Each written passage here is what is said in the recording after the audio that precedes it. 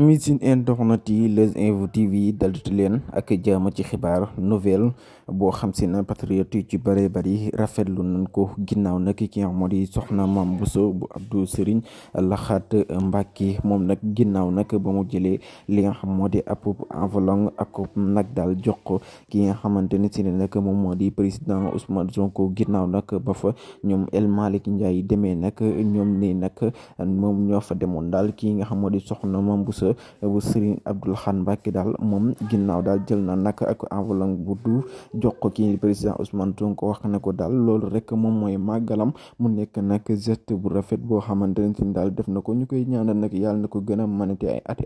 Ousmane Sonko yàlla na ko yàlla yëkkati fi mu ne